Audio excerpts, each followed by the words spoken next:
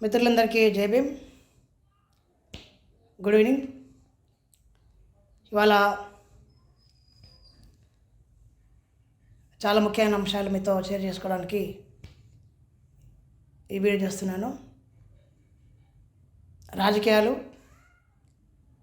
ప్రధానంగా ప్రజాస్వామ్యాన్ని ఏ రకంగా భ్రష్టు పట్టిస్తున్నాయి, ప్రజల్ని మతం పేరు మీద, దేవుని పేరు మీద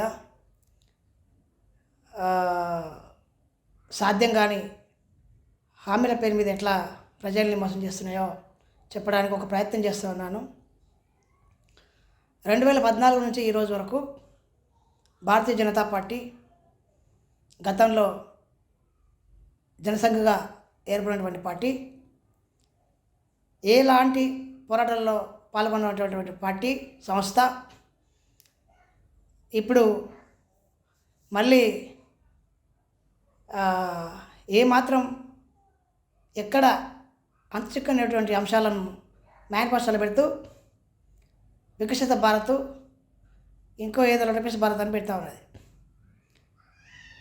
10 ఏళ్ళు ఏం చేసినవయ్యా అని నరేంద్ర మోడీ అంటే, భూమిని, ఆకాశాన్ని, నీళ్ళను మొత్తం వేసి గుండు కొరిగి 3 నామాలు పెట్టిండు.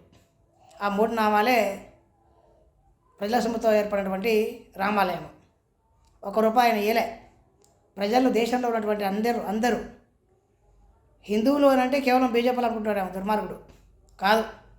అంటరాంతరం ఉన్నటువంటి ఎస్సీలు కూడా, నాకు తెలిసినటువంటి ఉద్యోగస్తులు, భక్తులు, కొంతమంది సాధారణ ప్రజలు కూడా బంగారు ఇచ్చారు, డబ్బులు పంపించారు.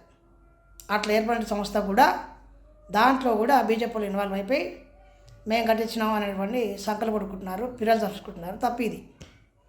తర్వాత మళ్ళీ నా బ్లాక్ మని తీసుకొస్తా అంటున్నాడు.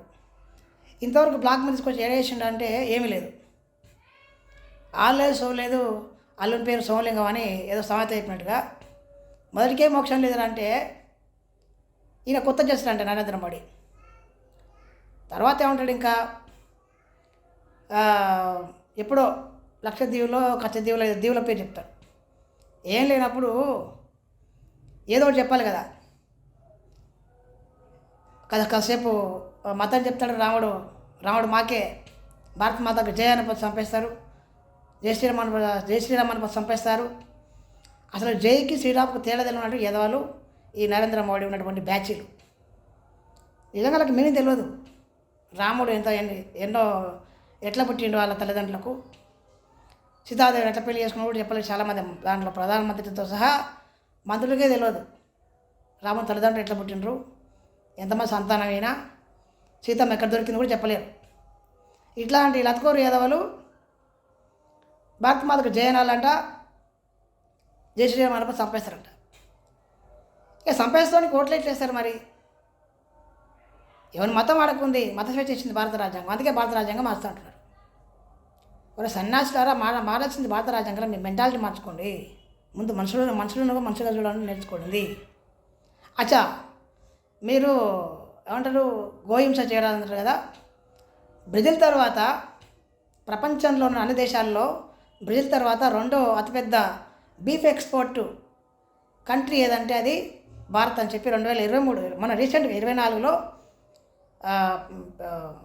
ఫిబ్రవరి ఎండింగ్లో, మార్చిలో చెప్పారు.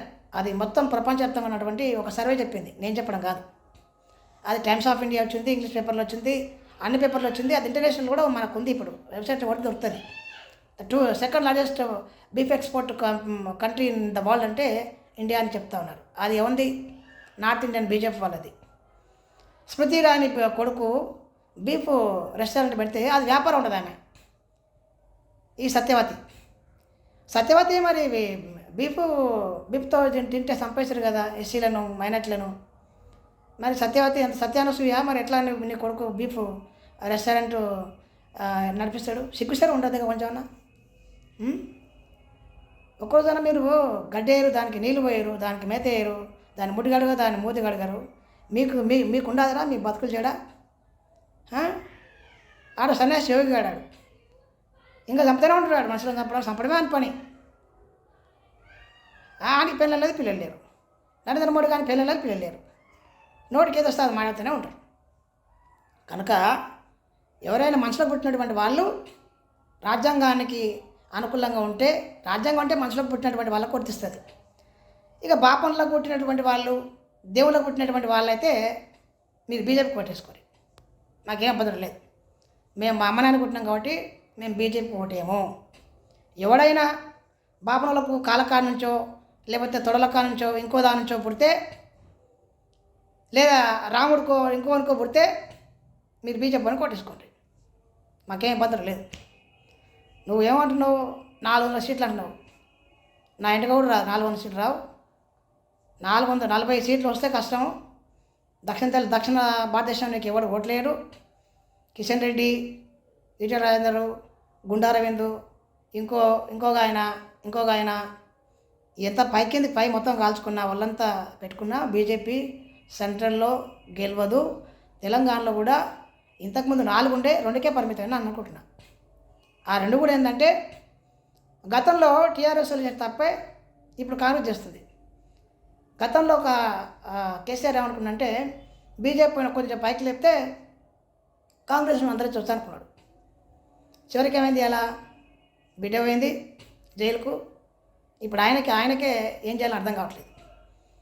సేమ్ రేవంత్ రెడ్డి ఇప్పుడు ఏం చేస్తున్నాడంటే మళ్ళీ ఎంఐఎంతో పొత్తు పెట్టుకొని టీఆర్ఎస్ని మొత్తం కాల్ చేస్తే బీజేపీ గెలవను కాక అనుకుంటున్నారు. ఇది తప్పు. ఇది ఆయనకు నీకు తేడా ఉంది. రేవంత్ రెడ్డి ఏముంది? రేవంత్ రెడ్డి నీకు ఆయనకు తేడా ఉంది. ఓట్లేమో ఎస్సీలే కావాలి, బీసీలే కావాలి, మైనారిటీలే కావాలి. మొత్తం రెడ్లు మొత్తం నిండిపోయారు.